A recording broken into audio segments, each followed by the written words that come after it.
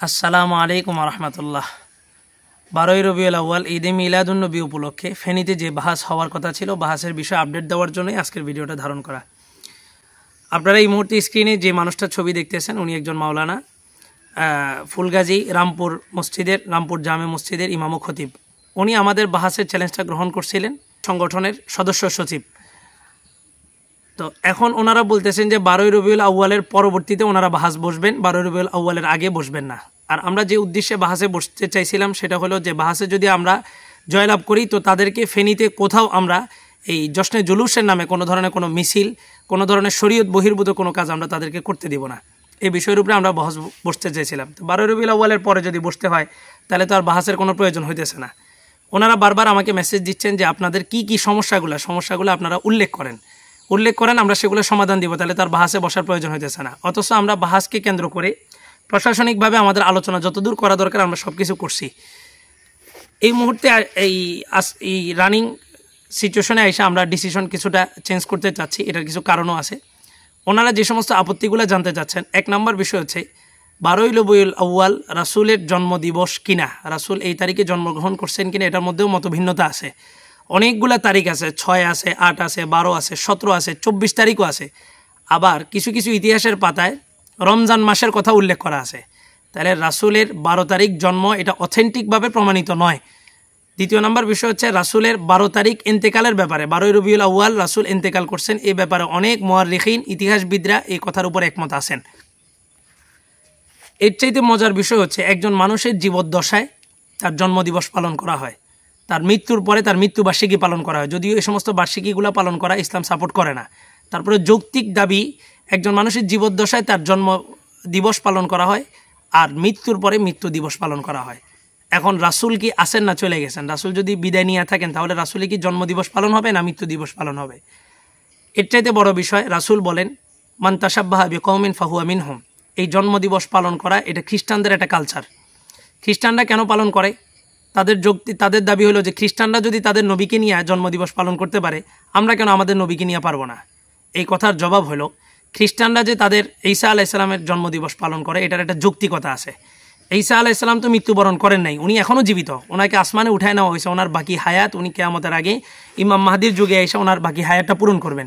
তাহলে আমরা যৌক্তিক দাবি এটাই দাবি করতেছি যে একজন মানুষের জীবদ্দশায় তার জন্মবার্ষিকী পালন করা হয়, মৃত্যুর পরে তার মৃত্যুবার্ষিকী পালন করা হয়। ঈসা আলাইহিস সালামের মৃত্যু যেহেতু হয় নাই, স্বাভাবিক মৃত্যু যেটা দুনিয়ার জমিনে সেটা যেহেতু হয় নাই, তাহলে ওনার জন্মবার্ষিকী পালন করাটা এটা তাদের যৌক্তিকতা আছে।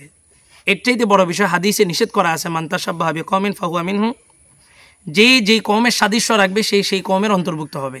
আল্লাহ রসুল আশুরার রোজার ক্ষেত্রে, রোজার একটা ওয়াজিবের, যেটা ইসলামের রোজা ফরজ হওয়ার আগে ফরজ ছিল, ওই রোজার ক্ষেত্রেও পর্যন্ত আল্লাহ রসুল বলছেন খালাফুল ইয়াহুদ, তোমরা ইহুদিদের বিরোধিতা করো।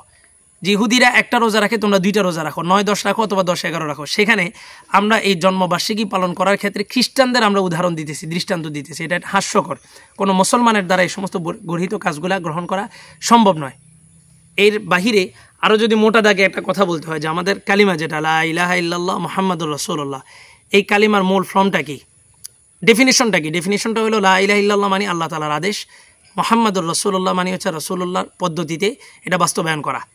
এটার নামই হচ্ছে কালিমা, আল্লাহর আদেশ রাসূলের পদ্ধতিতে পালন করা। আল্লাহ তাআলা বলেন মা আতাকুমুর রাসূলু ফাখুযুহু ওয়া মা নাহাকুম আনহু ফান্তাহু। রাসূল যা নিয়ে আসছে তা পালন করো, যা নিষেধ করছে তা থেকে বিরত থাকো। এখন ওনাদের দলিল হইল কুল বিফাদলিল্লাহি ওয়া বিরহমাতিহি ফাবিযালিকা ফালইফরাহু। আল্লাহ তাআলা রাসূলের জন্মদিবস উপলক্ষে আনন্দ উদযাপন করতে বলছেন। এখানে 1 নম্বর বিষয় হচ্ছে রহমাতুল্লাহ দ্বারা আল্লাহ রসুলের জন্ম, এটা যেমন মত আছে, আবার কিছু কিছু তাফসীরের কিতাবে রহমাতুল্লাহ দ্বারা কোরআনও উদ্দেশ্য নেওয়া আছে। তাহলে কোন উদ্দেশ্যে আপনি পালন করবেন, আনন্দ উল্লাস করবেন? আর এই আয়াতের সঠিক মেজদাক হলেন সাহাবায়ে কেরাম রাদিয়াল্লাহু তাআলা আনহুম আজমাইন। 16 লক্ষ সাহাবী রাসূলের জীবদ্দশায়, রাসূলের পরবর্তীতে খায়রুল কুরুন 3 যুগের কোনো যুগে রাসূলের জন্মদিবস পালন করা হয়নি। এজন্যই আমরা বলি যেই আমলটা রাসূলের যুগে হয়নি, তবে তাবিঈনদের যুগে হয়নি, সাহাবীদের যুগে হয়নি, ওই আমলটা নতুনভাবে করতে গেলেই সেটা হবে বেদাত।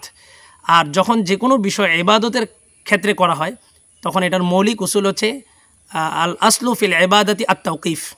ইবাদতের ক্ষেত্রে মূল উসুল হলো এটা সাহাবীদের থেকে প্রমাণিত আছে কিনা, বাস্তবতা আছে কিনা সেটা গ্রহণীয়। আবেগ এখানে কাজ করে না। নামাজ অত্যন্ত ভালো ইবাদত, অত্যন্ত সবচেয়ে দামি ইবাদত। হাসরের মাঠে সর্বপ্রথম যে নামাজের হিসাব নেওয়া হবে। এবং যেটার ব্যাপারে বলা হয়েছে যা সলুহাত সলুহাসা এরো আমারি, নামাজ যার হিসাব ঠিক আছে তার সমস্ত আমল ঠিক আছে বলেই বিবেচনা করা হবে। এমন একটা ভালো কাজ আপনি কি আসরের পরে করতে পারবেন? আপনি কি দ্বিপহরের সময় পড়তে পারবেন? আপনি কি সূর্য উঠার আগে ফজরের পরে নামাজ পড়তে পারবেন? পড়বেন, ভালো কাজ মনে করে করবেন, কিন্তু এটা কি হবে? সওয়াবের পরিবর্তে গুনাহ হবে। এমনিভাবে ঈদে মিলাদুন্নবী যেটার মাধ্যমে আবু জেহেল পর্যন্ত খুশি হয়েছে, তাহলে সেখানে কোনো মুসলমান খুশি হবে না, এটা তো প্রশ্নই আসে না।